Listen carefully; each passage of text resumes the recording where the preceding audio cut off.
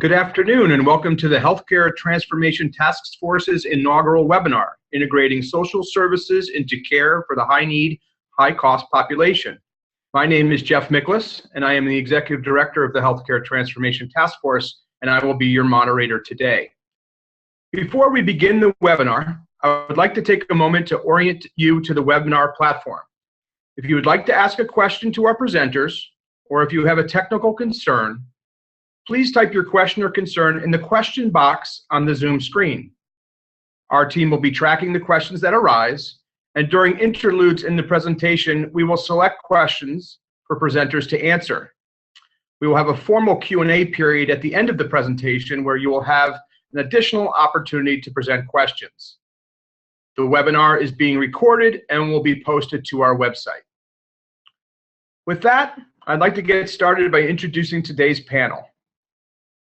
I am joined by Diane Stewart, who co-leads the task force's work on improving care for the high-cost patient population.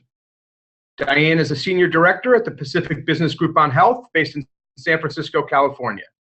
The Pacific Business Group on Health is one of the nation's leading purchaser coalitions and represents some of the most innovative and influential employers in the country.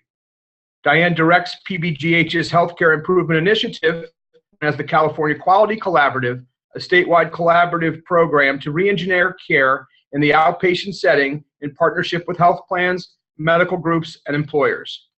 As part of her responsibilities, she developed the California Improvement Network, a program funded by the California Healthcare Foundation to foster practice improvement across all public and private delivery systems in California.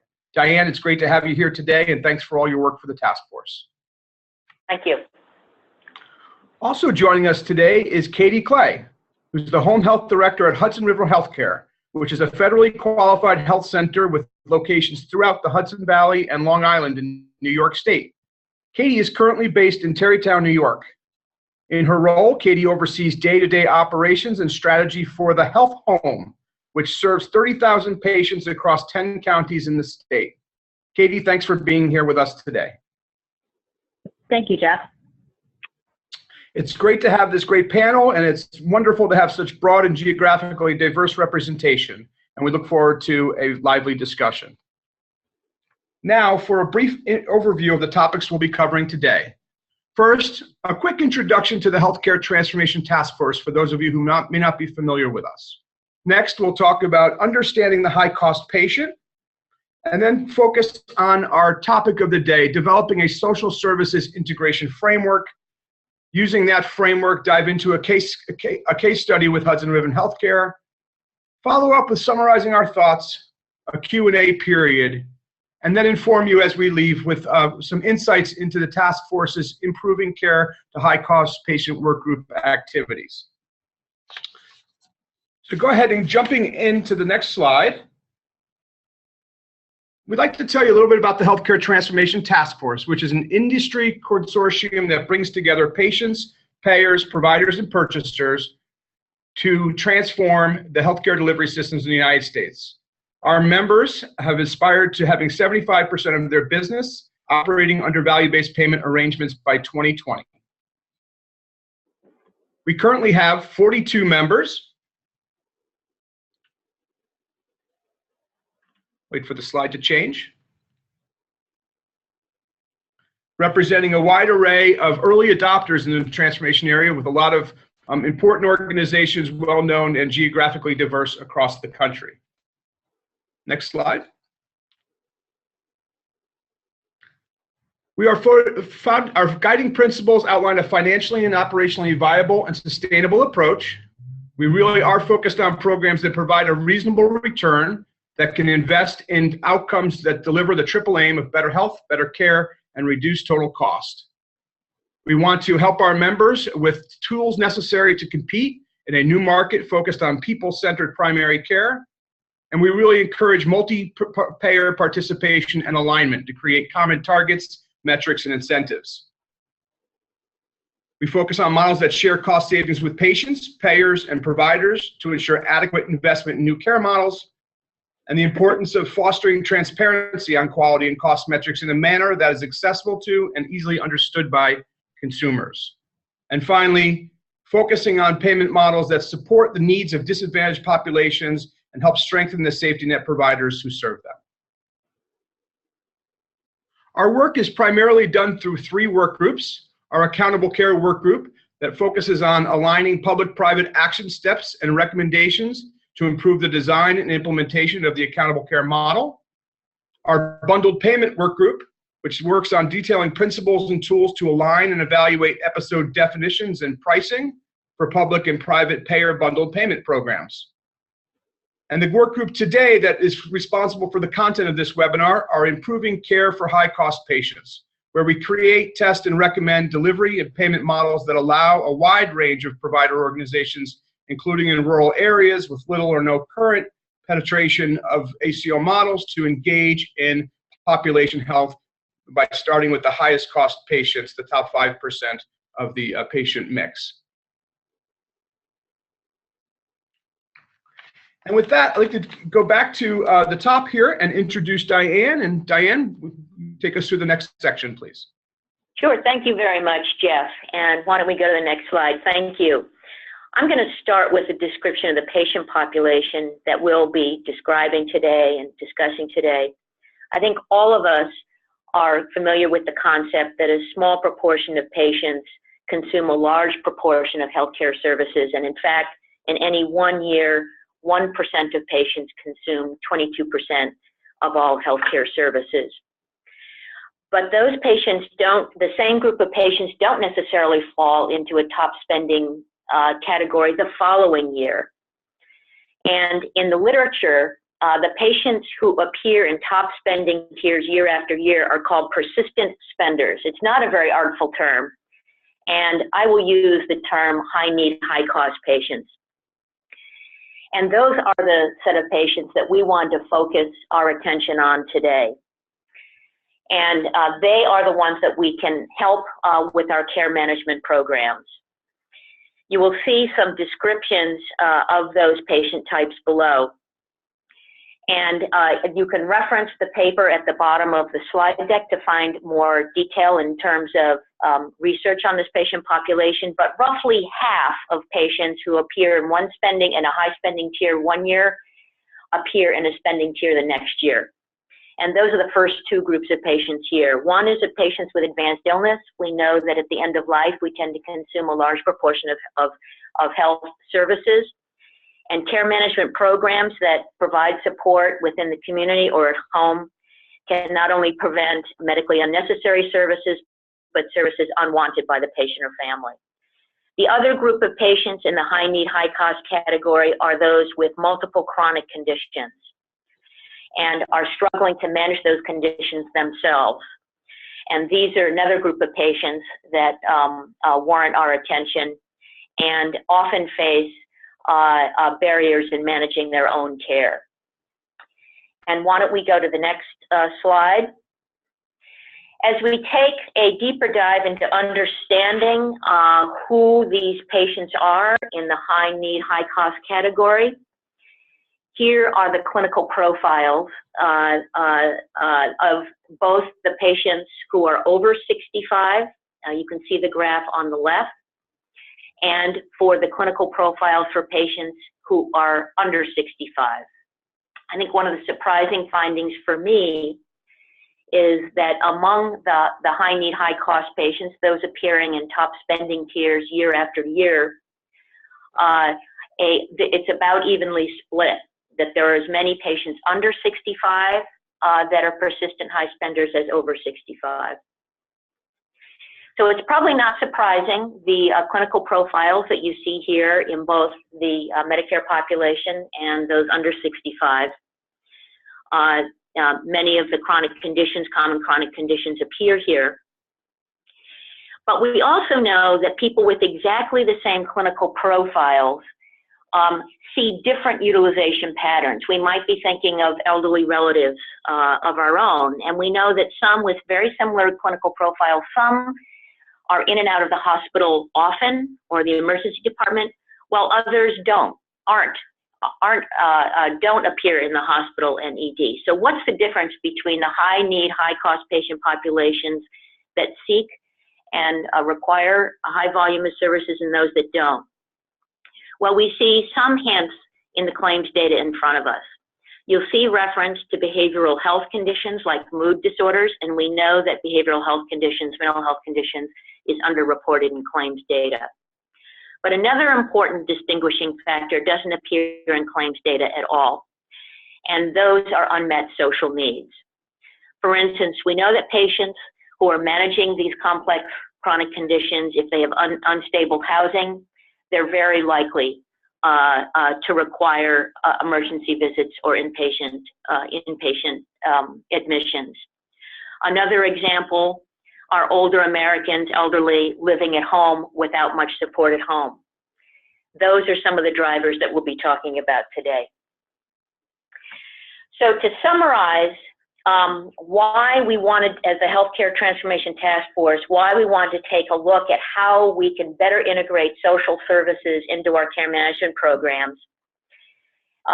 Number one, we understood that unmet social needs can aggravate utilization patterns for the high need, high cost patient populations. And again, to reiterate some examples, we know that unstable housing, in fact, is one of the strongest predictors of utilization in a Medicaid population. In a Medicare population, we know that older adults living alone, loneliness and depression and lack of social supports is often associated with higher utilization patterns. And how does this play out within the delivery system? When patients may skip medication because of financial reasons or depression, and may miss doctor's appointments due to lack of transportation, which threaten their ability to live at home comfortably. And what the providers see when they don't understand what the underlying drivers are is they see a patient that is, quote, non-compliant. And they often describe these patients as, quote, my toughest patients. So unless we can integrate some of the social supports for the high need, high cost patient population, we will never be able to address the underlying barriers to self-care. So let's go to the next slide, Alyssa. So once we understood that unmet social needs can determine which high need, high cost patients seek medical services and which do not, the next question we needed to ask is, what can we do about it? So why did we create an integration framework? Delivery systems and health plans, who constitute most of our members, this is a new area for them on how do they connect with community services that can do a better job of helping, particularly with the high need, high cost patient population, than our own delivery systems can. And it's a big issue. So we wanted to take this big problem and break it into smaller pieces and provide some guidance to our Healthcare Transformation Task Force members on what they can do to better integrate social services into their care management programs. Let's go to the next slide. Let's take a look at the framework. So after a series of interviews with those who are doing this well, and reviewing the literature, we've put together this framework that hopefully will guide health plans and delivery systems as they begin to look to strengthen their care management programs to address unmet social needs for their high need, high cost patient populations. I'll walk through the framework with you, but even better, you're going to hear from Katie Clay at the Hudson River Healthcare on how they put this into practice. So first, identifying the target population. Remember, we're looking for the group of patients who tend to appear in the top spending tiers year after year. They're medically complex, they're dealing with multiple chronic conditions, and often have comorbidities with behavioral health issues.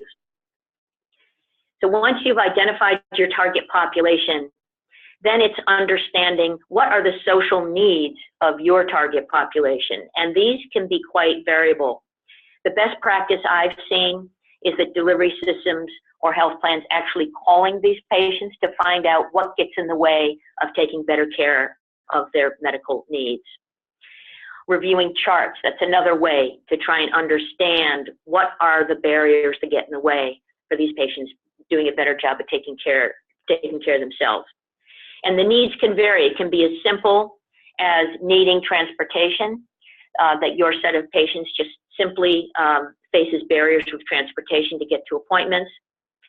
It could be also transition services, that someone who can make sure that the care coordination happens post-discharge, that the DME appears, that the follow-up appointments appear, but also can find out whether there's nutritional food in the house, whether there's someone there at home caring for that patient who understands the condition that patient is trying to manage. Or it can be fairly intensive. You need long-term case management to help with patients with severe mental illness. So once you identify your social needs, the next step is fairly straightforward, which is assessing what community resources you can identify to help care for your set of patients.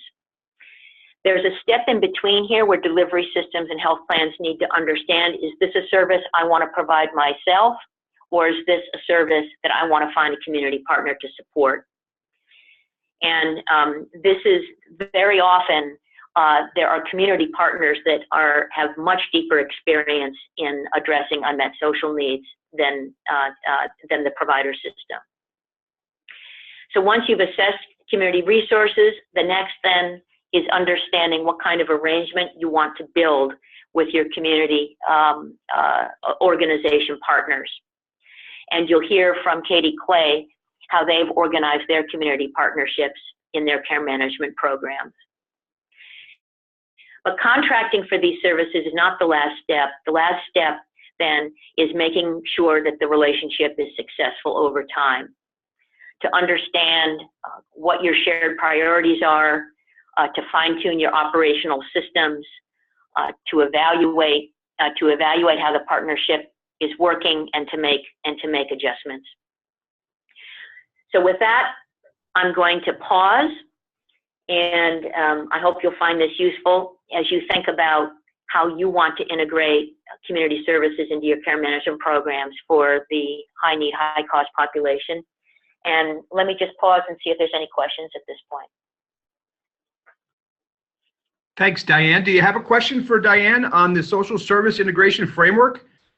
If so, feel free to put a question into the question box and we can answer that now. And we'll also have an opportunity to come back to Q&A at the end of the presentation.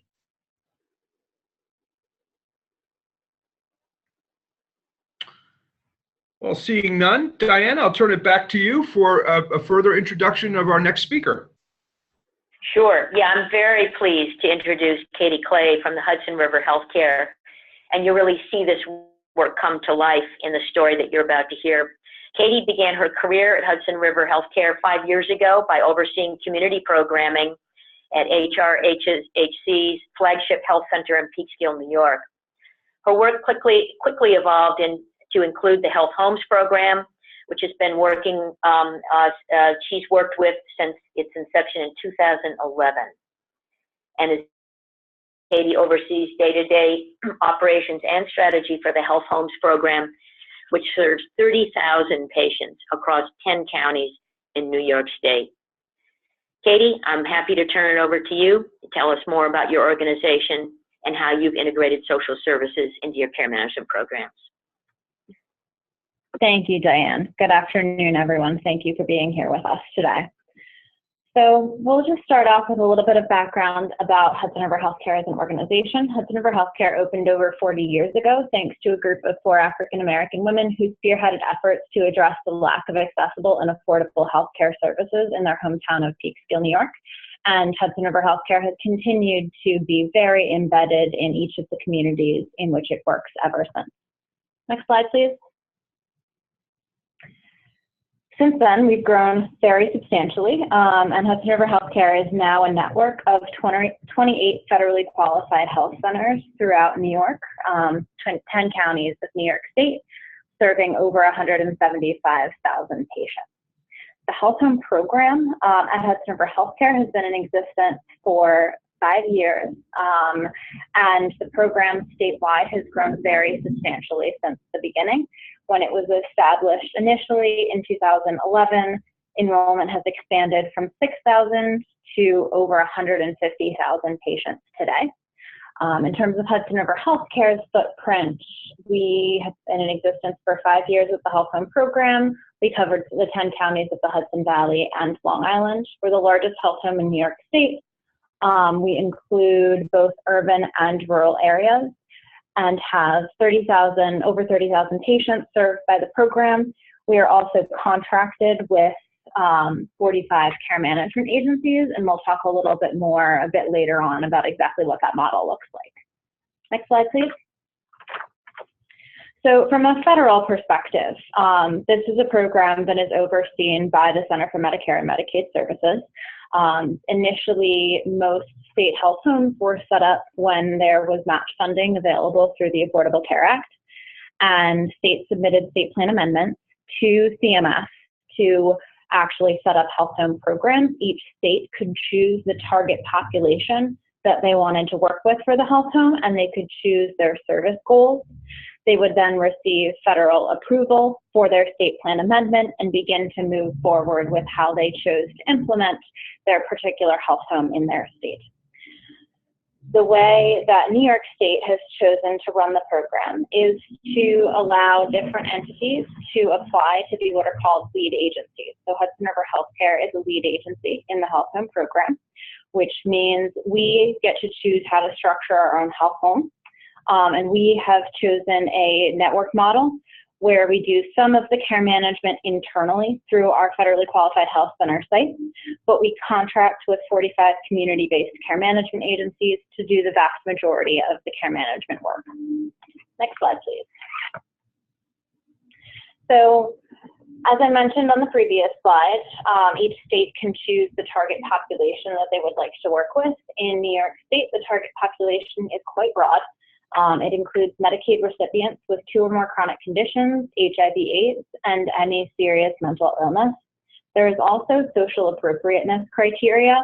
So just going back to what Diane was talking about in terms of, a patient who might be homeless. Let's say you have a patient that has diabetes and hypertension, and they are homeless. They are really struggling to manage those chronic conditions. They would be an appropriate candidate for the health home program in terms of that social appropriateness criteria.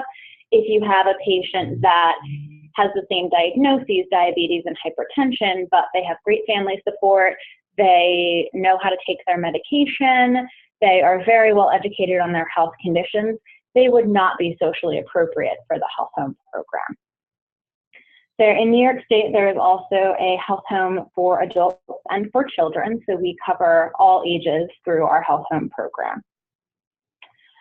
So before we launch into sort of our overarching model for the health home, we're going to tell you a story about one of our health home patients. So on the slide here, this is Sally. If you could actually just go back to the last slide for 1 second.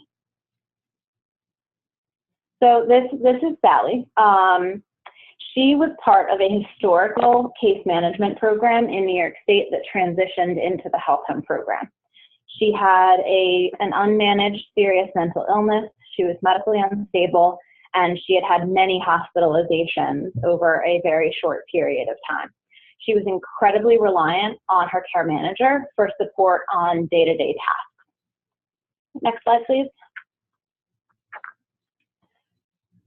Upon the go live of the health home, part of the transition to the health home program was to shift the mentality from case management to care management and to help patients become as independent as rather than relying on their care managers to complete day-to-day tasks for them if they were capable of completing those day-to-day tasks on their own. So now after the transition to the health home program, Sally is now stable. She has not had any hospitalizations in the past few years. She is independent, and she's actually working for one of our care management agencies as a care manager and a peer support specialist. So we are very excited to share her story with you today in terms of the success of the health home program, the impact that it can have on our patients. Okay, next slide, please. So these are the 5 core care management services that are offered. Comprehensive care management We conduct a comprehensive assessment that covers medical, behavioral health, and any social needs or different components that might be going on with that person's life. We use those to then develop a care plan with goals to improve that patient's health status. The second service is care coordination and health promotion.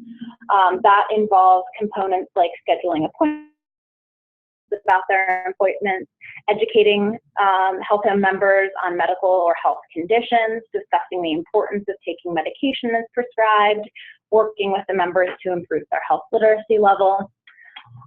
Comprehensive transitional care is connecting with members while they're in the hospital, confirming with the member that they understand their discharge planning, setting up any follow-up appointments that might be required after a hospitalization, and really making sure that the patient has the appropriate supports around them to transition back into the community.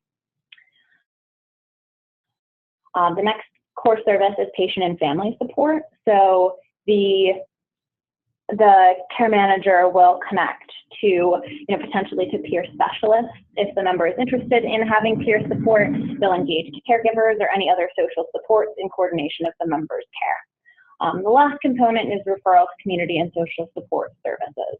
So based on that comprehensive assessment, they'll look at the needs for that particular member, whether they need help recertifying Medicaid, they need help connecting to food pantries, help with transportation, help completing forms for additional benefits, help finding housing. All of those are covered under that referral to community and social support services. All right, next slide, please. In New York State, there are two ways to become part of the health home program. One is through a community referral. So this can be any patient that's identified at any point of care in the community, whether it's by a hospital, primary care provider, a self-referral, a referral for a friend or family member. They can be identified as a community referral and sent to us or to one of our care management agencies to enroll in the program. The other way is a state-identified population. So the state runs periodically, looks at their claims data for a list of high-cost utilizers that they believe would benefit from the program based on their diagnoses and their utilization patterns. We are then sent as a health home a list of those members, and we actually have to perform outreach to try to find those members and engage them into the program so that we can do that comprehensive assessment, create the care plan, and begin to manage their care. All right, next slide, please. All right, so identifying the social needs of the target population, as I mentioned before, our first step is to conduct the comprehensive assessment for medical, behavioral, and all social needs. We then use that assessment to develop a care plan with the patient. That care plan will encompass goals and priorities identified by both the patient and the care manager. So the comprehensive assessment in terms of the social services components will include what the key supports for the member are, any family members or friends involved in their care, what their housing situation currently is, any need to address health issues with the housing situation, need for connectivity to community resources such as food pantries, health education, and connectivity to social services or benefits, help with applications for food stamps, recertification for Medicaid, or any other needs identified for that particular patient. So going back to the example of Sally, the comprehensive assessment for Sally might have identified unaddressed psychiatric needs, the need to connect to regular behavioral health and medical services, and the goals coming out of that on her care plan could have been, connecting to a psychiatrist on a regular basis, staying out of the hospital for a full year, and becoming more independent by filing Medicaid reapplication independently as opposed to relying on her care manager. Next slide, please. So we rely, as I mentioned before, we rely heavily on our partnerships with our care management agencies. These care management agencies have been working in their field and in their communities for 30, 40, 50 years. These are just some samples of some of our contracted care management agencies. As I mentioned before, we have 45 of them across our 10 counties. And we chose this particular provider network based on those providers who had ingrained relationships with public agencies, programs, community-based and nonprofit organizations. They know exactly what resources are available in their community. And they work day in and day out to ensure that we are connecting patients to the appropriate resources within their community. Next slide, please. All right, so developing the social service integration model. The social services, as I mentioned before, through the comprehensive assessment and the care planning process, the integration of social services really comes within that broader care management infrastructure. The governance model would be best described as delegated community partnership, where we work very closely with our care management agencies in our policies and operations to ensure that they support appropriate linkage to social services and community resources. The financing model is based on a per member per month care management rate that is funded by shared state and federal Medicaid dollars. Next slide, please.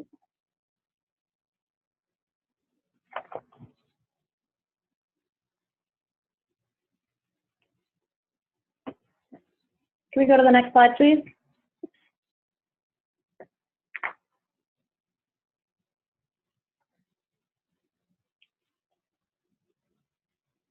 All right, wonderful. So continuing the concept of establishing the social integration structure, one thing that we do in terms of kind of defining common priorities and specific responsibilities is really working with our care management agencies who have been doing this work for years. As I mentioned in Sally's story, there were a number of different programs in the state that pre-existed the health home care management concept, but really had already identified a lot of the best practices in case management and care management. So we rely heavily on those. As a primary care provider, we have an expertise regarding chronic conditions, and we continuously get feedback from our care management agencies to ensure that we are providing the highest possible quality of care.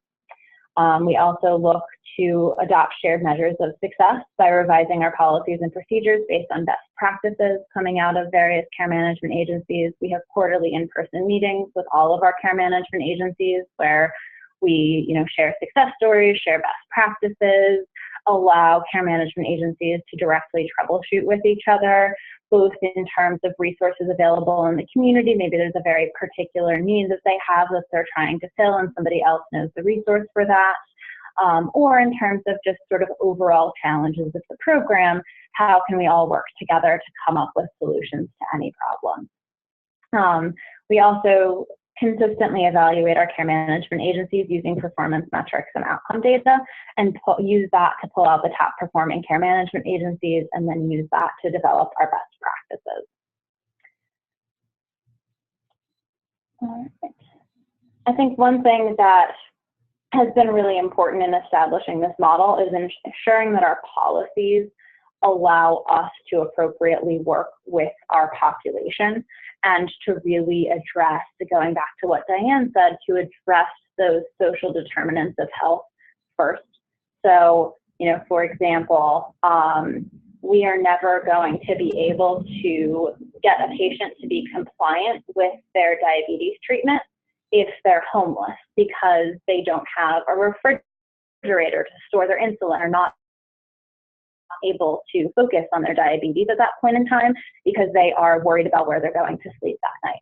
So we've had to be very careful in kind of developing and establishing our model and our policies that they are flexible enough to allow us to deal with those types of situations based on our population. All right, next slide, please.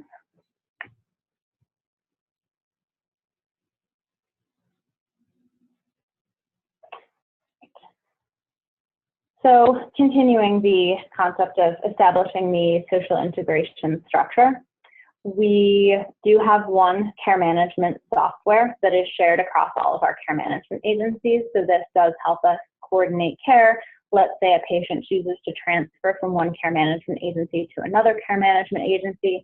That does allow us to see, allows the one care manager to share with the other care management agency what exactly they've been doing with that patient and what their goals are. Another example is going back to what Diane said about really looking in charts for trends that allows us as the lead to continuously evaluate our care management agencies to ensure that they are always providing the highest quality of care.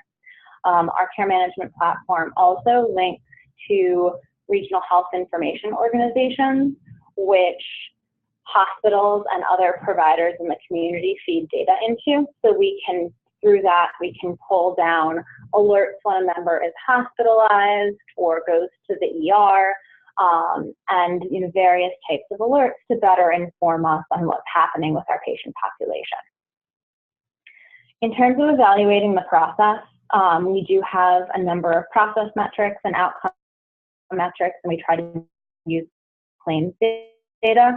I will say this is one of the components that's sort of still a work in progress in New York State. We have a number of different data sets for our population. There's still some lack of standardization in the types of data that we're getting from different sources. We get a lot of great data from our managed care plans, but it looks a little bit different based on the different managed care plans. So that is definitely one piece that is still a work in progress. We are continuously looking to refine our model, and that's pretty much a two-layered process. One is internally to make sure that we're continuously evaluating and adopting best practices using data and feedback from our care management agencies. And the other is external through the Coalition of New York State Health Homes, where we work with all of the health homes across the state to gather best practices and help provide input to the Department of Health on how to best oversee the program, how to provide policies that actually allow us to address the needs of this population. Next slide, please. So we're starting to see results in the health home program in New York, which we think is very exciting. As I mentioned, the program has been in place since partway through 2011, so about 5 to 6 years. And the population over that time has increased from 6,000 enrolled patients to over 150,000 enrolled patients statewide. This is just a sample of some of the cost savings that we've seen over time. So ER utilization we've seen decrease. The average number of ER visits per health home member has decreased by 7.21% for members enrolled in a health home over the past 12 months over the previous 12-month period of time. For inpatient utilization, the average number of inpatient admissions per health home member has decreased by 9.08% in the past 12 months over the previous 12 months. So we are very excited. We still have a lot of work to do, but we're very excited in the coming years to build on all of the work that we've done with this model. And that concludes our case study. Thank you.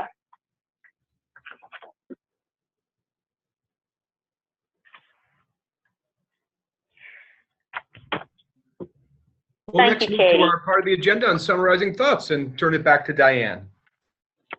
Okay, thank you. Let's go to the next slide. Katie, thank you very much for that case study. I think one of the, a couple of impressive points from my perspective is the scale of the work that Hudson River Healthcare is doing, both in terms of geography and the number of patients with some very complex needs. So I'm just going to briefly summarize some thoughts here and then get to the many questions that we see in the Q&A.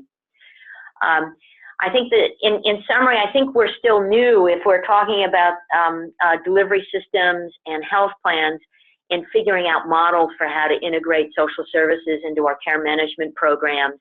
Although there is a growing understanding of the importance around behavioral health and unmet social needs in predicting really utilization among the high need, high cost patients.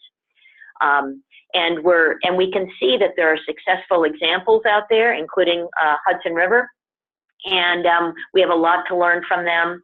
as those of us in other parts of the country and serving other patient populations learn how to strengthen our own program. So with that very brief summary, let me turn it back to Jeff. Great, Diane, thanks. And Katie, thanks to you too on sharing such a great case example and the important work that you're doing in New York State. We've had a number of questions come in during the presentation, but if you have another question for Katie or Diane, please feel free to use the question button in your software. We're going to go back to the framework. We had some questions come in after we asked for questions on the framework. So Diane, I'll direct a couple of these questions to you, and I'll combine a couple that are here. Really focusing on when you think about the framework and how best to implement it in your community, how best to identify the services that should be covered and finding the right organizations to provide them. Any insights? Sure, and actually I would invite Katie to respond to this. Katie, actually, would you mind stepping in and just talk from your experience how you accomplish that? Absolutely, happy to address that. Jeff, would you mind repeating the question just one more time? Is really identifying the proper scope of services to be covered by a program, and then also how do you identify the proper providers of those services? Absolutely. So I will say, in terms of our model, the scope of services has set a little bit by the state in that the scope is very broad. We have to cover all medical, behavioral health, and social services needs for our patient population. That said, I would say on an individualized basis, through that comprehensive assessment and care planning process, we figure out what scope of services we need to provide for each particular individual patient. So some patients might need, a phone call per month, reminders on a couple things, a few doctor's appointments, and not too much support. While some patients might need 4, 5, 6, 7, 8 in-person visits per month to help keep them stabilized. So we are really basing that on the individual needs. In terms of figuring out how to set your network, what we did at the beginning of the program was we looked at those that had been doing this case management work for a long time. And we basically defined our network based on those who had experience doing case management and care management, because they were the providers that really had those community resources and the knowledge of what social supports were available within each of their communities. So that's kind of what we did in terms of setting the scope of our network, and then we continue to evaluate whether there's a particular need, whether we need more patients with, or more care management agencies with expertise in substance abuse. We'll continue to evaluate the scope of our network. Great, thanks. The next question is a person-centered care question, and both for Diane and Katie to consider, either through our interviews in developing the framework, or Katie, how you're doing at Hudson River. Are patients included in the process of developing the framework and how it's applied in particular cases? This is Diane. I can speak from the Healthcare Transformation Task Force. Although we have patient representatives in many of our work groups, including the high-cost, high-need patient work group, we did include them in the development of this framework, and in also including them in references on who we should interview in order to develop this framework. And I think it's reflected in the patient-centered nature of it. It starts with really understanding as deeply as you can about what the patient needs are for the patient population you're focusing on. Great. Katie, any comment there? Sure. So I would start off by, as a federally qualified health center, 51% of our board is made up of our patients. So, inherently from kind of the top level of our board structure, we do very much get input from our patients in their care. From the health plan perspective, We're constantly gathering feedback from our care management agencies, who really are the advocates for their patients. And then on a more individualized level, the patients are incredibly included in the process of creating their own care plan and setting their goals in the comprehensive assessment, and making sure that every step of the way, they understand what's happening, they agree to the goals, and they're on board with all of the work that their care manager is doing with them. Great, thank you. So the next question is around payment. So how are the social services paid for? For example, housing and food, and otherwise navigating the health and social service systems. Katie, would you like to describe your situation at Hudson River? Sure, I'm happy to describe that. So I would say what we are paid for as the health home and the providers of care management services, we're paid to coordinate those different services. We are dependent on the existing services within the communities in which we work. So when the health home program started, there wasn't, despite the slight misnomer of the program, there wasn't, a giant bank of apartment buildings that went up. It didn't add additional resources, but it added additional resources to help coordinate the resources that already existed. So the housing and the food pantries and the various other resources that exist are financed through their pre-existing funding streams. For us, part of our care management per member per month rate is to get paid to coordinate all of those different social services, but we're not directly paying for the social services. Thank you. A very specific question, Katie, for you, based on your presentation. What care management software did you use? We use a platform called GSI, which is, I think, pretty big in Pennsylvania, New York State, and a couple of other states throughout the country. Great. Next question for either panelist. If a health plan or provider contracts with a third-party social services provider, what type of metrics can be used to measure program success? And for example, how to best attribute changes in patient costs to social services?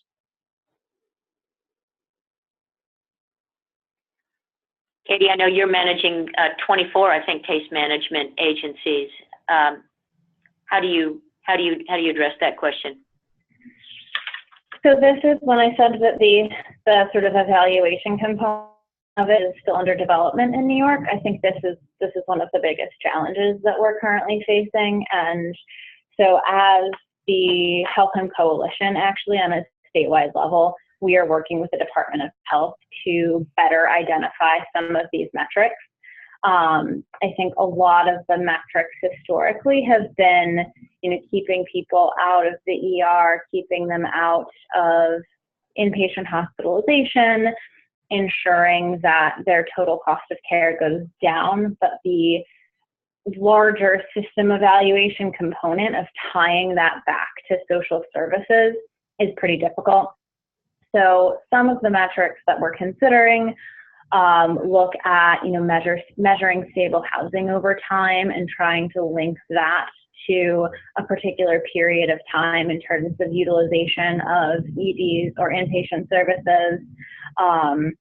So that's just sort of the direction that we're thinking. That is definitely a work in progress in New York State at this point. Great. I can share one other metric that we've seen in community-based programs, which is around community-based agencies to engage patients in the first place in care management programs, and where delivery systems or health plans have struggled with that. They've contracted with community agencies to go visit that patient and engage them with the healthcare system at all. So engagement rates have been a measure used. Great. Let me bounce just back to the previous question, because we're having a lot more questions come in asking about kind of care management software. And Katie, you mentioned the one that you're using that's kind of prevalent in your area of the country. I'm wondering, Diane, whether we came upon any other kind of best practice great case examples through our interview process of any other software products that are being widely used and found to be effective? Well, that's a great question, and we did not solicit for that, but it might, I know it's been an interest of many of our Healthcare Transformation Task Force members, so it might be something we come back to in the future. Yeah, no, I think that's great. I think it would be. Next series of questions, we have several questions around what I would call the data sharing issues, how best to manage HIPAA, and how do you, what are the best practices around sharing data across the social services network?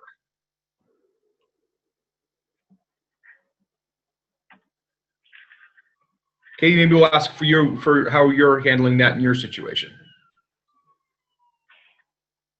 It looks like maybe this is Diane. Maybe I can take that. The IT infrastructure has varied tremendously across the organizations that we interviewed for the purpose of developing this framework. Some of the most important elements that we've heard in some of those interviews, obviously, is immediate notification of hospitalization or emergency department admission has been key.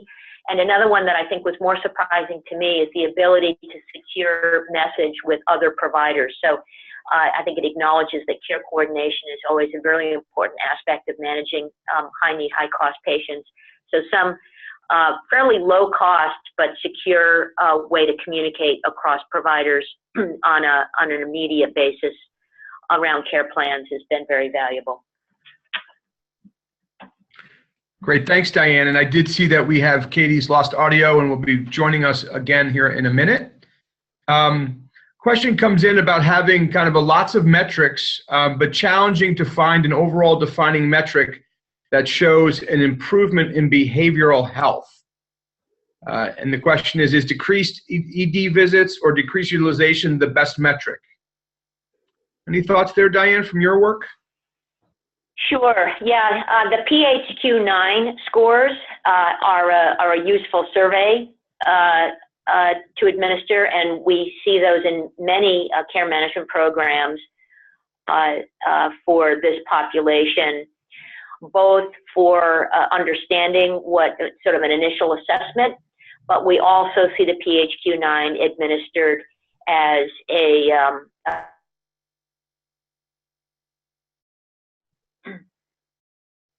Great. Also acknowledging a series of questions or comments around what had been slide 10, understanding the high-cost patient common conditions.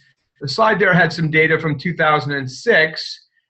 We now have received from one of the participants a link to a recent ARC report, which we will circulate with the post-meeting materials that provide some updated information. We have not yet reviewed that to know whether it's right on point with what we're doing here, but we certainly want to acknowledge the questions and the resource, and we'll make that available to folks. Katie, have you joined us?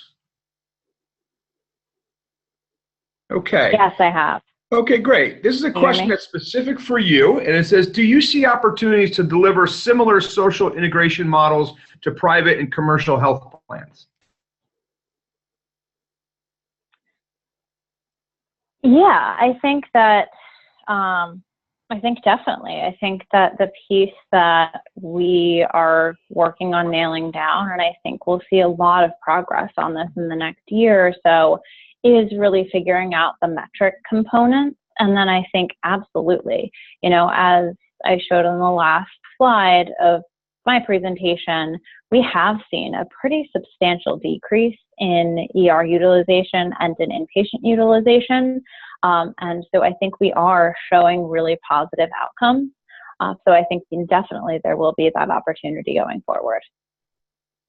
And just following up on the decreased ER visits, we do have a number of questions in the queue about that. And just one question is, have you translated the decreased ER visits to specific cost savings?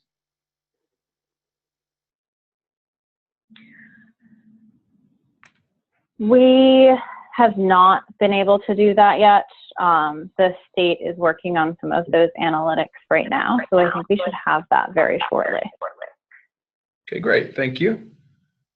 Are there a percentage of decrease in either in utilization, ER utilization, or inpatient stays, which are kind of the targets for your program over time, or there's some questions here about benchmarking, I think some other performances by a participant here. I'm just wondering, are there other benchmarks that you look to as far as decreasing ER utilization and inpatient stays that define success for you? Sure. So the work that we're doing on that right now, I think, is largely with individual managed care plans. So we're setting targets with particular managed care plans. Depending on the data they can give us, it somewhat determines the intervention that we can perform at this point. So we have different managed care plans where our goal is decrease of 2% in the next year, 5% in the next year. I think the 7.2 and the 9% decrease on this slide are statewide and are really great benchmarking. This is data that was just made available by the state within the past year. So I think each health home at this point is really looking at what that state data shows and what that means in terms of benchmarking for their program going forward. Okay, great. Thanks for that answer. Question that came up about your presentation, Katie, was have you considered adding an integrated home-based primary care program to help address the needs of chronically ill patients that may be homebound? Is that part of your model? So the primary care component is not home primary care is not currently part of our model. Our care management program, though, does go out and do home visits and will work with patients in the home. And what they could do is work with the patient if they are homebound to find providers that do have the capability to come to that patient's home. Great, thank you. I guess a few questions here beyond just defining success in your care management network contracts, measuring engagement and also dealing with situations where resources are not available in the community. Any kind of gap analyses and workarounds, solutions that you've identified in those situations?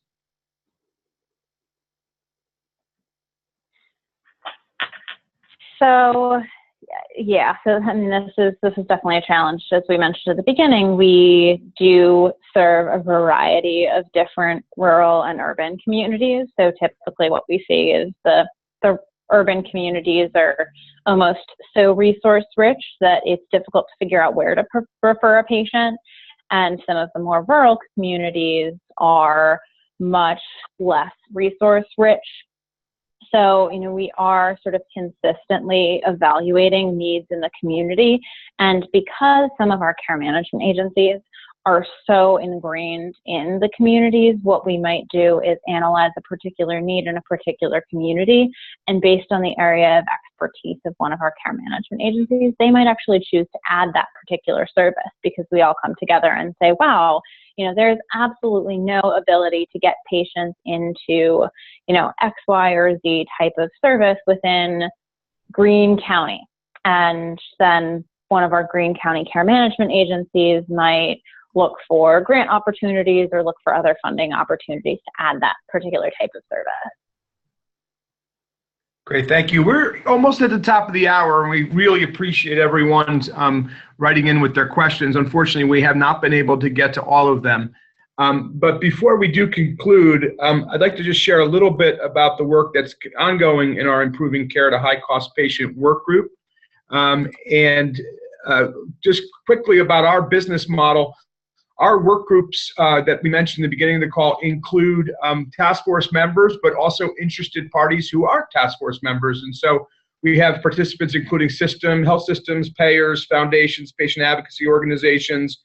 We had written a series of white papers that focused on identifying the high-need, high-cost patient population, best practices for care management programs for that population, and identifying some advancing work in the area of care management financing models.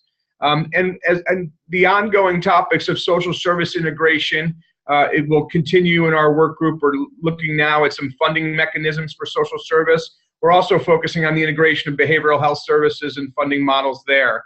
and then we'll also be focusing on best practices in care management contracting. So it's a wonderful opportunity for us to share with you today the work that we're doing here at the Healthcare Transformation Task Force.